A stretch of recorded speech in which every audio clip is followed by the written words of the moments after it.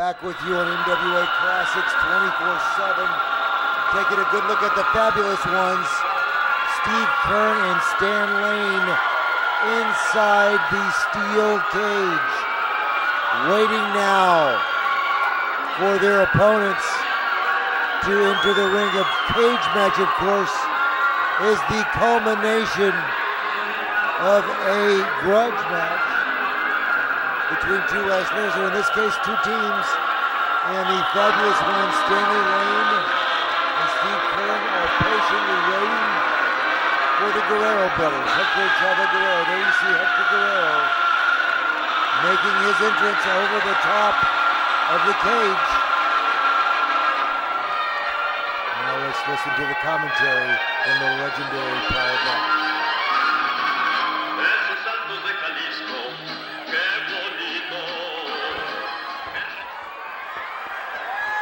The opponents in this cage match, weighing in at a combined weight of 455 pounds from Mexico City, Hector and Chavo Guerrero. Well, up in the ring, we've got all four men battling inside a steel cage that has just been erected here for this final event at the Sam Houston Coliseum. You're looking at Chavo Guerrero as he is slammed into that corner and then attacked by Steve Kern. And Stan Lane has just moved over to take Hector Guerrero down to the canvas, and the battle is joined. That's Hector on his knees, and here is Kern into start throwing wallops at him, and you can see that this man knows how to pound the guy into the mat. So Hector's in trouble, Chavo is in trouble, and right now, with all four in that ring again, you have not the elements of a tag match, but you have a team match with a cooperation. Now we have a tag event forming as one of the Fabs goes on the outside, and now he's back in again. And there's a quick switch, and there is an exchange on the far side in the white trunks. And the black trunks rather is Chavo Guerrero. The white trunks we have white trunks. We have Chavo Guerrero, and it's Hector in the black trunks. We'll get them straightened out, no question about it. And here with the team from Mexico taking the punishment, the fabulous ones lean in there with plenty and start blasting away at the opposition. And so far in this battle, the team of the Guerrero brothers has not been able to get a solid streak going. And off that top rope comes Stan Lane to crash into Chavo Guerrero. Chavo, former world's junior heavyweight champion, son of a man who held the middleweight championship and the light heavyweight championship of the world, Gory Guerrero. These fellows have a lot of wrestling in their background. And with Chavo stuck up against that fence, he is in trouble. He's getting advice, but that is all the help that he's getting. But you can see now as Chavo starts to respond. The fence has done its work on both Chavo and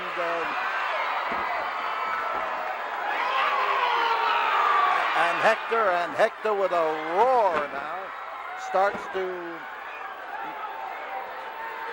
move in on his opponent Stan Lane. Chavo surveys the form of Steve Kern and then decides he's going to pound him into that fence if he gets the opportunity, and opportunity he got. And the fence again is taking its toll as the Fab, Stan Lane, starts to get a flow of blood from the top of his head, where it was just rammed into the steel fence. The fence is, of course, not primarily intended as a missile. It is a means of keeping the 4 men in the ring, a means of keeping the fans in their seats, and this hot exchange from one to the other has turned in favor of the Mexican team, and it looks like Steve Kern is making his way out of the ring and over the top rope. He'll need to. So the battle goes on the top of the rope here as Chavo Guerrero hangs on to.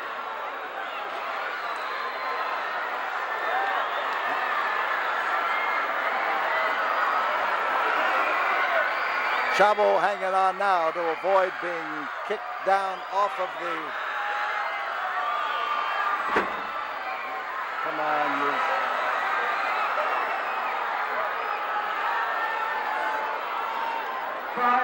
Now stuck on the top of the rope is Chavo. His brother is off through the short space between the edge of the ring and the fence. And Chavo catches a bad wallop and it doubles him up. He has burned Steve Kern's temper to a sharp and hot edge. And now as Steve pounds on top of him and tries to pin his shoulders down to the mat, we can see, well, on the outside, Stan Lane is trying to keep Hector Guerrero out of the ring. Now he's trying to bring him into the ring and use the top rope as a means of garroting him. Beautiful kick there by Steve Kearns, and Chavo goes down and goes down hard. The give and the take. And Chavo caught another one into that immovable fence. I'll tell you, it may shudder and it may shake, but it doesn't actually bend or break. And now let's see what Chavo does about it as he leaps up to his feet and comes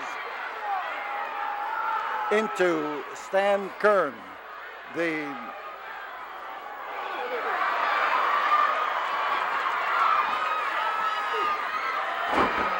toss over that back is a weapon that can be used and used again and again. And this time as Chavo Guerrero goes after Kearns, he caught him and he let him have it. Now he's going to try to keep Kearns from, looks like Kearns wants to go out of the ring by way of the fence.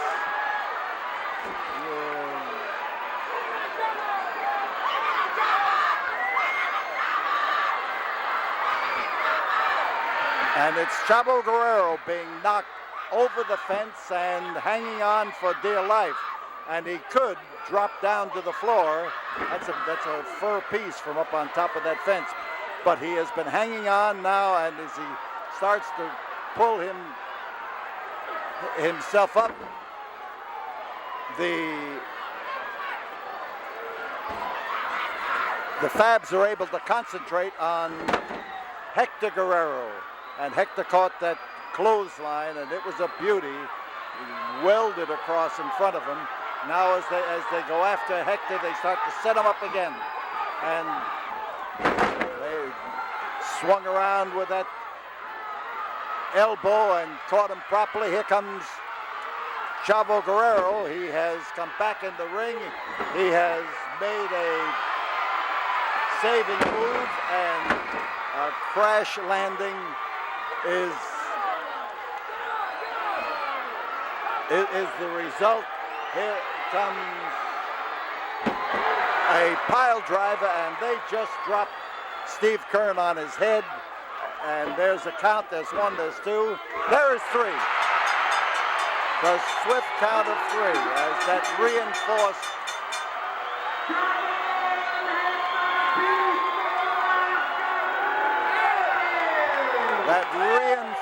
pile driver dropped Keirn on his head, and the Fabulous Ones have lost the opportunity to beat the team of the Guerrero brothers, something that they have been anxious to do. So on the outside go the Guerrero brothers, and one man still out and out cold up in the ring.